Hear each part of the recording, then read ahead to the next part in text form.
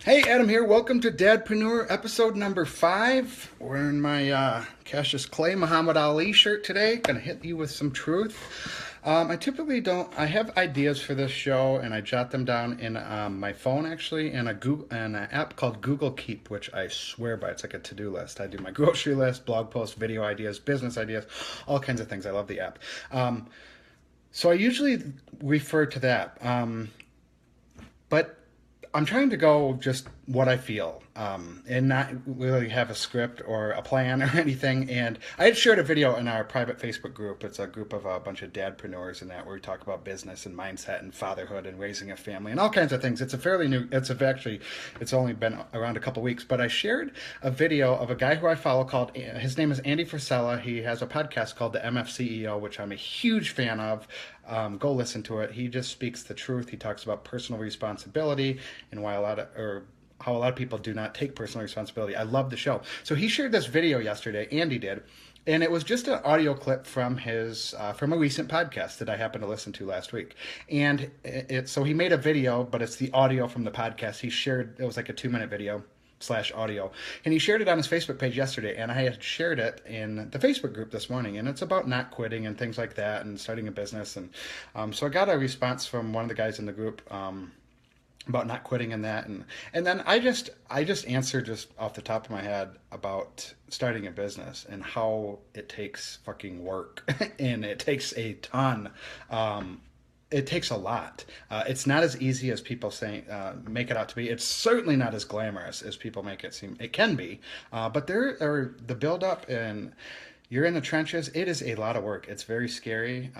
So I do have some notes. Like I said, wasn't going to do notes, but I wanted to touch on some topics, things that I struggled with. And like I said, the title of this episode is "The Dark Side of Entrepreneurship." Things that very few talk about.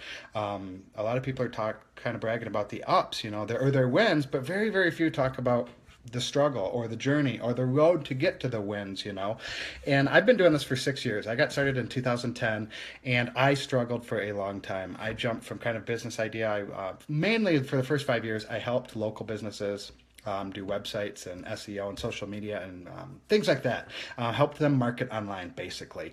Was kind of all over the map, kind of jumped from different niches, different services I offered and provided.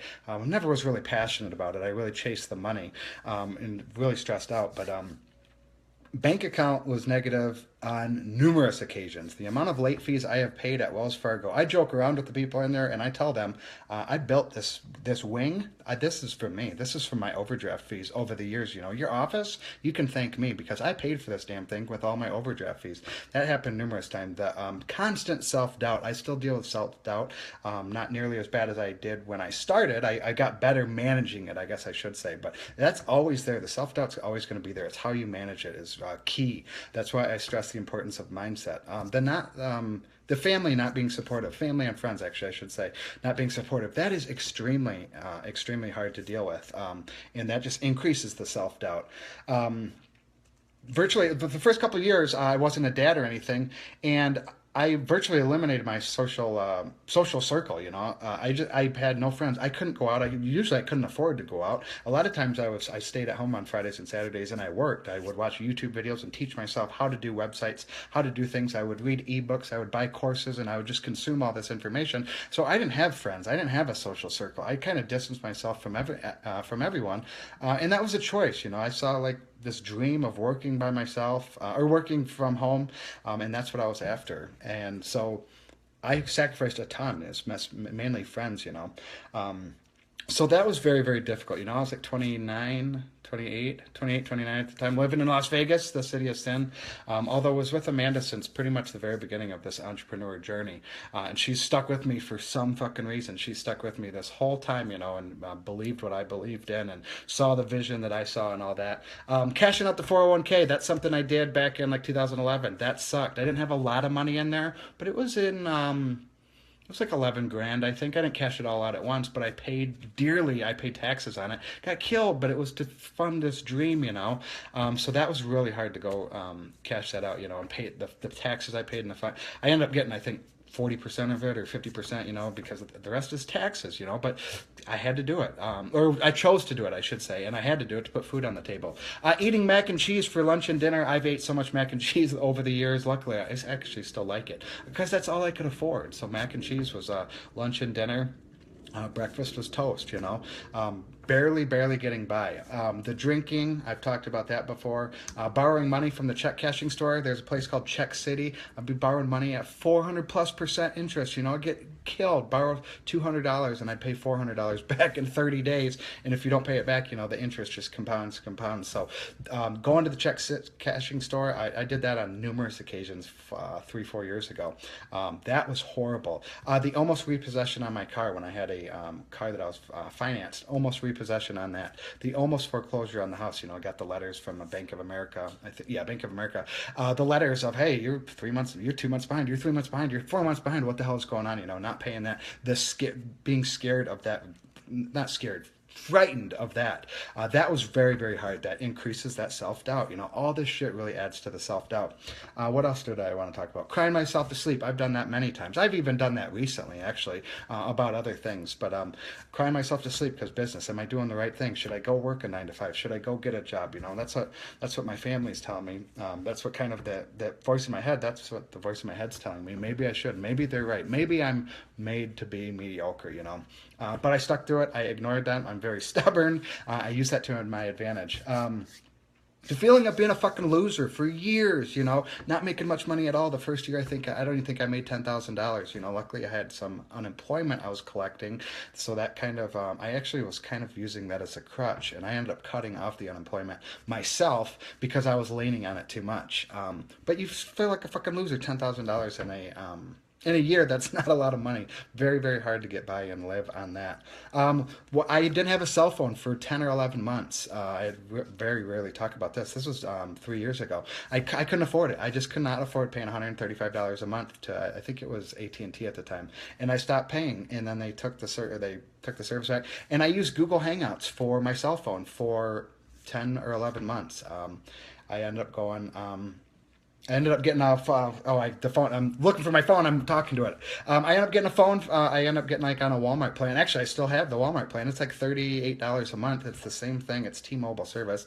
Same thing as AT&T. I do not notice any difference. So I'm saving about $100 a month. But for 10 months, I didn't know about that plan, and I couldn't afford a cell phone. So I had to use Google Hangouts and tell people, I switched my number. I was very embarrassed by that. I didn't tell people, I can't afford a fucking cell phone. I'm a fucking loser.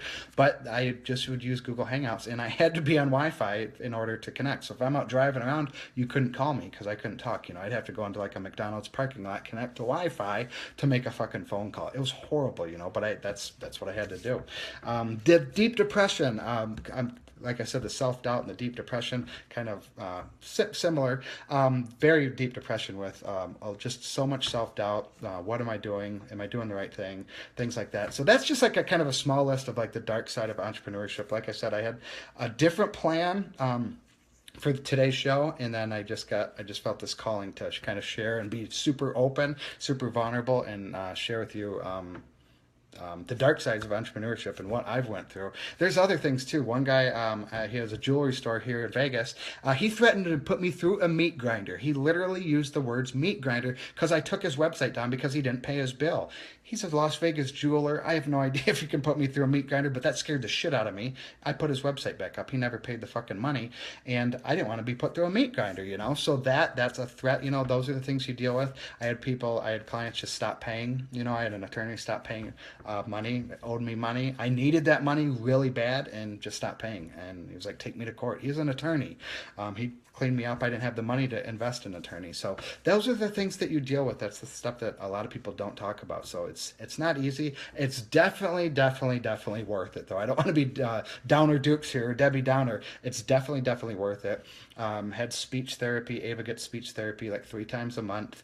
And the 2 ladies came over today. They came over. It's 9:45 to 10:45. I take the kids to daycare. I go around and pick Ava up at 9:30, bring her back, do the speech therapy for an hour, run her back over there, come back here. Now I'm doing this show. So I'm able to do that. Ava starts preschool next week, which blows my goddamn mind.